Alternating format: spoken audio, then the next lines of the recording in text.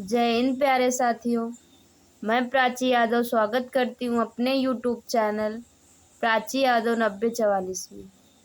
तो आज नवीन सर का ये प्रैक्टिस सेट नंबर 4।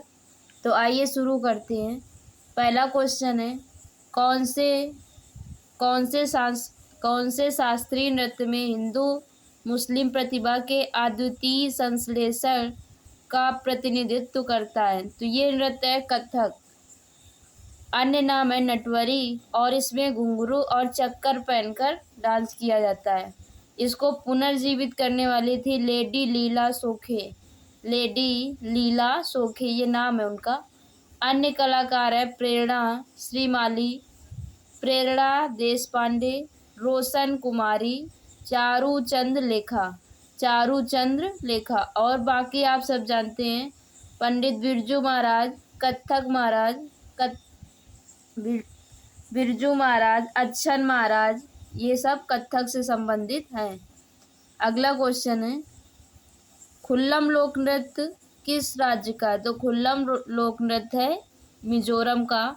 और मिजोरम के अन्य नृत्य हैं जंग तालम, चोरोकान, थंगलाम, खानटम और चैलम ये है मिजोरम के नृत्य, जिसमें टम आता है। अधिकतर टम वाले मिजोरम के होते हैं, लम और टम। अगला झारखंड के पैका और झूमर झूमर है, घूमर नहीं। झारखंड का पैका और झूमर। हरियाणा का है धमाल और मंजीरा। छत्तीसगढ़ का है सुआ और नवारानी। अगला क्वेश्चन है, दशहरा हिंदी कैलेंडर के अनुसार किस महीने में आता है? तो हिंदी कैलेंडर के अनुसार दशहरा अश्विन माह में आता है और दुर्गा पूजा भी अश्विन माह में आती है। चैत्र में आता है रामनवमी और हनुमान जयंती। फागुन में आता है होली, कार्तिक में आता है दीपावली और भाद्रपद में आता है गणेश चतुर्थी। रक्षाबंधन आता है श्रावण में पूर्णिमा को। अगला क्वेश्चन है, पहला हॉकी विश्व कप कब आयोजित किया गया? तो पहला हॉकी विश्व कप आयोजित किया गया 1971 में बार्सिलोना स्पेन में। विजेता था पाकिस्तान, उपविजेता था स्पेन। सेकेंड का आयोजन हुआ 1973 में।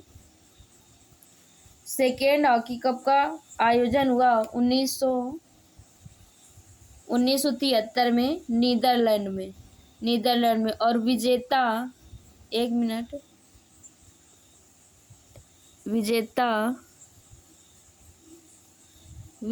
नीदरलैंड और उपविजेता भारत था। विजेता नीदरलैंड और उपविजेता भारत। थर्ड वाला हुआ 1975 में और इसमें विजेता था भारत और उपविजेता था पाकिस्तान। और भारत की तरफ से कैप्टन थे अजीत पाल सिंह। हमारे कैप्टन थे अजीत पाल सिंह। 2023 में जो आयोजन हुआ उसमें जर्मनी था विजेता और बेल्जियम था उपविजेता। जर्मनी विजेता और बेल्जियम उपविजेता। आगे,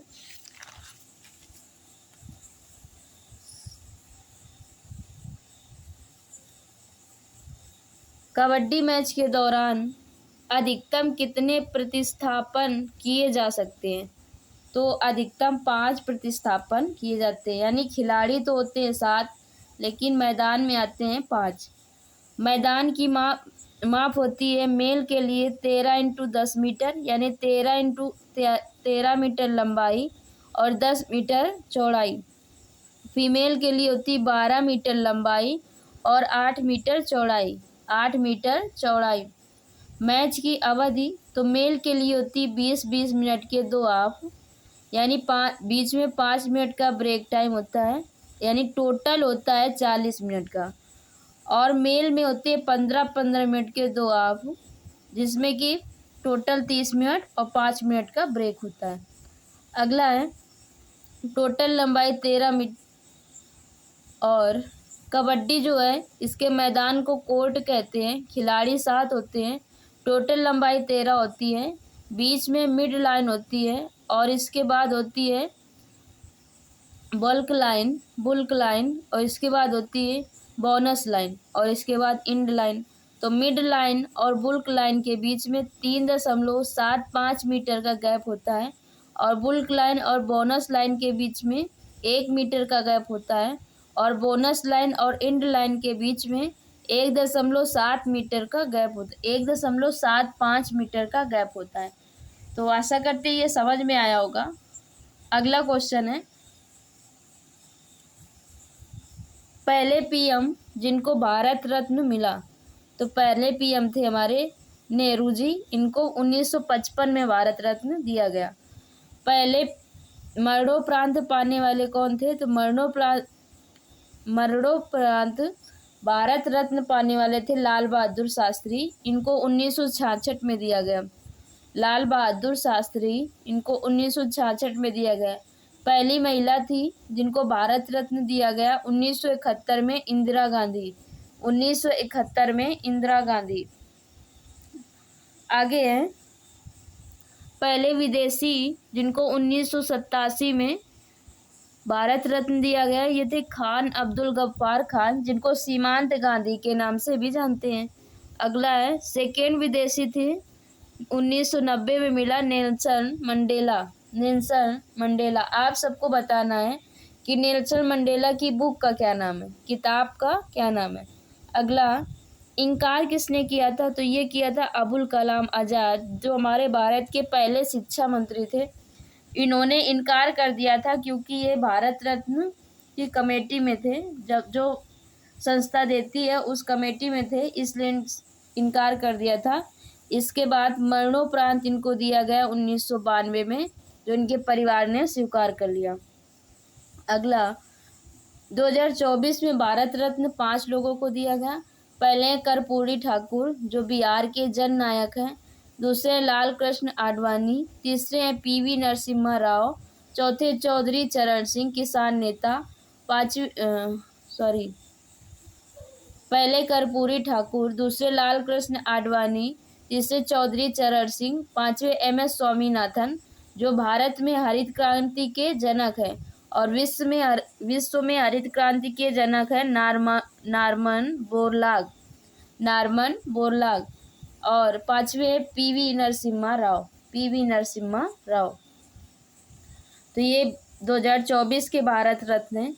आगे, रामसर सम्मेलन कब हुआ? तो ये हुआ 2 फरवरी 1971 को ईरान देश में और संधि इसके लिए हुई थी 1975 में और भारत ने साइन किया 1982 में। पहली रामसर साइट भारत की 1981 में बनी चिल्का झील जो उड़ीसा में स्थित है। सबसे बड़ी रामसर साइट है सुंदरवन और सबसे छोटी सुंदरवन पश्चिम बंगाल में है और सबसे छोटी है रेणुका झील जो हिमाचल प्रदेश में है। भारत में टोटल 25 रामसर साइट हैं और 85 रामसर साइट है और 50वीं रामसर साइट है तवा जलाशय जो कि मध्य प्रदेश में है। अगला क्वेश्चन है, अनुच्छेद 32 किस भाग में आता है? तो अनुच्छेद 32 आता है भाग 3 में और ये 5 तरह की रिट जारी करता है। नंबर 1 है बंदी प्रत्यक्षीकरण, नंबर 2 है उत्प्रेषण, नंबर 3 है निषेध, नंबर 4 है परमादेश और नंबर 6 है अधिकार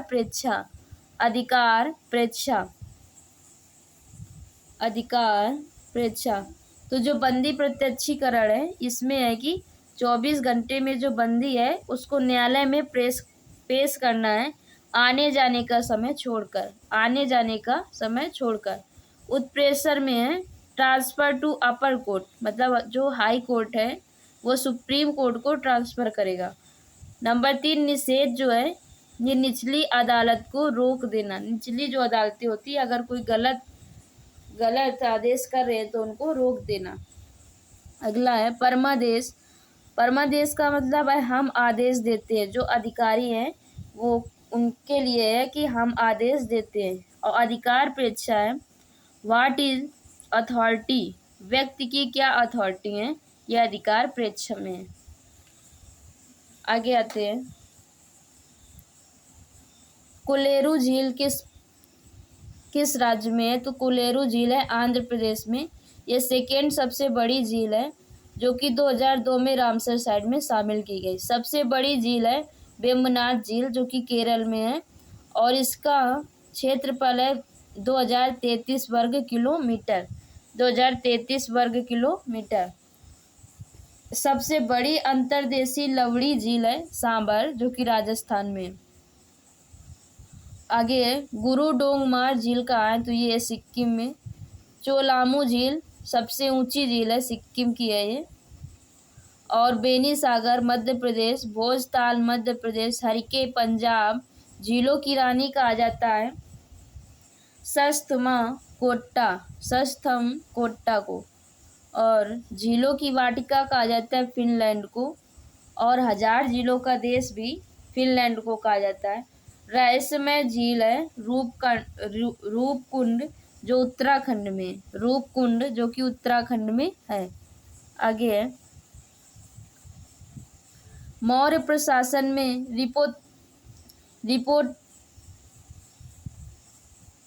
मौर्य प्रशासन में है कि जो प्रतिवेदक है उसको क्या कहा गया है, प्रतिवेदक को क्या कहा गया है, तो रिपोर्टर कहा गया है, रिपोर्टर। आगे नागरिक जो होता था नागरक, इसको मजिस्ट्रेट को नागरक कहा गया। कृषि अधिकारी को सीता अध्यक्ष कहा गया। सीमा सुरक्षा जो करता था उसको अंतपाल कहा गया। गुप्तचर को गुड़ पुरुष और जो महिला गुप्तचर थी उनको भिक्षुकी कहा गया। और मुद्रा विभाग इसको लक्ष्मा अध्यक्ष कहा गया, लक्ष्मा अध्यक्ष कहा गया। आगे एक सूत्र है C/5 बराबर F-32/9 बराबर K-273/5 बराबर R/4। इसमें एक मान ना देकर एक मान देता है और उसकी वैल्यू पूछता है, तो इस वाले फार्मूले से हम निकालेंगे। अगला है NPA का फुल फॉर्म क्या होता है। NPA का फुल फॉर्म तो ये होता है नॉन परफॉर्मिंग एसिड। NPS का होता है नेशनल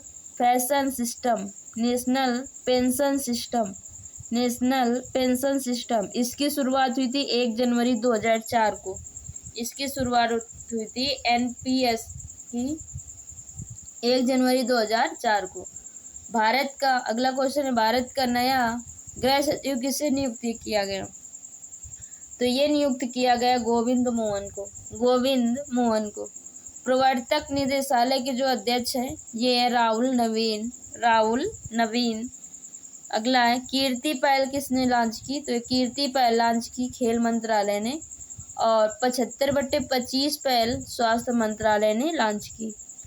तो ये सेट नंबर 4 है। आप सब बताना आप सबको कैसी लगी, और ये वीडियो हम रात में बना रहे हैं, तो आप सब बताना आप सबको कैसा लगा।